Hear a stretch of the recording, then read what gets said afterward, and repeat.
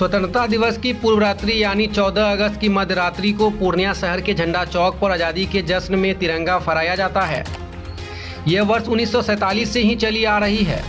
14 अगस्त की मध्य रात्रि को जब आज़ादी का ऐलान किया गया था, उसी रात यहाँ पहली बार तिरंगा फहराया गया था और 78 सालों से उसका पालन आज भी यहाँ किया जा रहा है।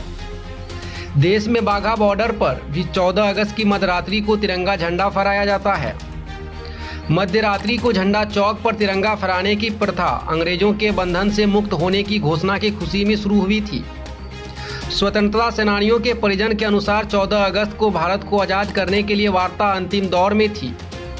अधिवक्ता दिलीप कुमार दीपक उस दिन को याद कर बताते हैं कि उस वक्त स्थानीय स्वतंत्रता सेनानी शमसुल हक, डॉक्टर लक्ष्मी नारायण सुधांशु, नरेंद्र प्रसाद स्नेही सहित दर्जन से अधिक राष्ट्रभक्त झंडा चौक पर दोपहर से ही जमा थे तथा ट्रांसमिशन के जरिए पल पल की खबर सुन रहे थे।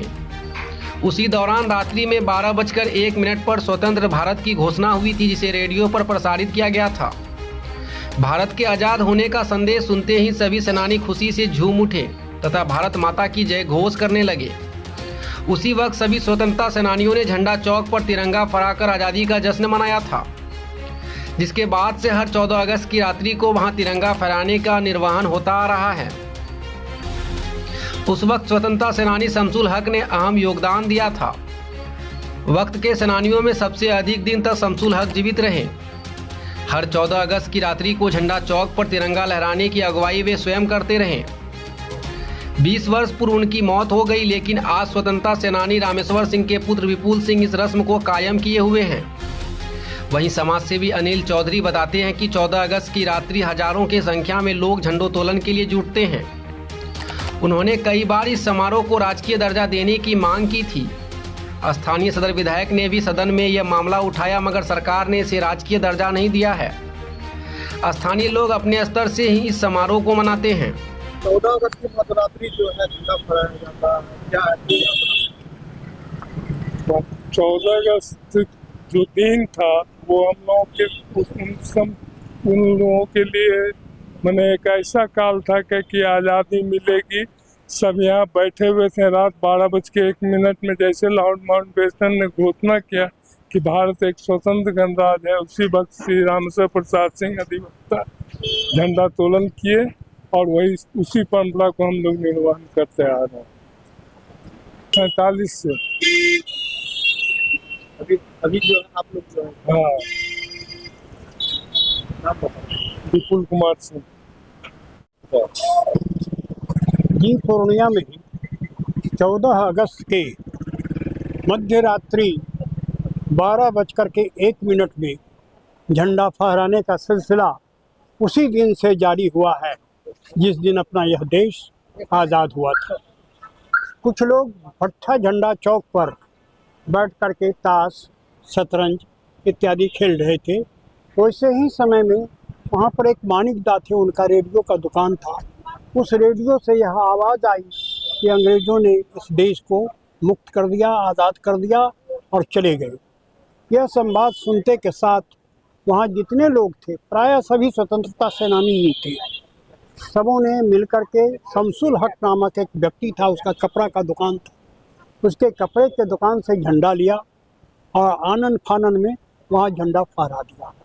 तब से 1948 के बाद से पूर्णिया में झंडा फहराने का सिलसिला 14 अगस्त के मध्य रात्रि में चला आ रहा है। यह झंडा सिर्फ पूरे देश में 2 ही स्थान पर फहराया जाता है, एक बाघा बॉर्डर और दूसरा पूर्णिया का झंडा चौक। और इस दिन जब झंडा फहराया गया था, उस दिन बगल में बंगाली टोला है, वहाँ से बंगाली की बहुत सारी औरतें शंखनाद करते हुए आरती की थाल लेकर करके झंडा तक चौक तक पहुंची थी और वहां पर झंडा फहराने का काम जारी हुआ था। तब से यह सिलसिला आज तक चल रहा है और आगे भी चलेगा। पहले प्रशासन के लोग आया करते थे, लेकिन आजकल प्रशासन के लोग वहां नहीं जाते हैं। प्रशासन को इस ओर ध्यान देना चाहिए, क्योंकि इसकी महत्ता है। पूरे देश में काहे कहिए, विदेश तक में भी इसकी गूंज है, विदेश तक में भी इसकी गूंज है। इस भट्ठा झंडा चौक पर 14 अगस्त की रात्रि में झंडा फहराया जाता है। उसके बाद में पूर्णिया विधानसभा में मांग भी उठाई गई थी, किंतु अभी तक उसका कोई फलाफल सामने नज़र नहीं आ रहा है। फिर भी लोग खुशी से उस दिन झंडा फहराने का काम करते हैं। बड़ी संख्या में पुरुष एवं महिलाएं वहां एकत्रित होती है, समाज सेवी उपस्थित होते हैं, बुद्धिजीवी उपस्थित होते हैं और सभी भारत माता की जयकार के नारे लगाते हुए इस राष्ट्रीय झंडा को फहराने का काम करते हैं। एक आध बार मुझे भी यह सौभाग्य प्राप्त हुआ है, एक आध बार मेरे बड़े भाई को सौभाग्य प्राप्त हुआ है। और परंपरा ये है कि वहाँ पर जिस दिन झंडा जो फहराया गया वो रामेश्वर बाबू जो एक स्वतंत्रता सेनानी थे और साथ ही साथ अधिवक्ता थे, उन्होंने ही पहला झंडा फहराया था। उसके बाद कमलदेव बाबू, जयसिंह पटेल, रामरतन शाह, बहुत सारे लोगों ने वहाँ झंडा फहराने का काम किया। क्या नाम है? दिलीप कुमार दीपक। क्यों 14 अगस्त की मध्यरात्रि को जो पूर्णिया में झंडा तोलन होता है, क्या लगता है?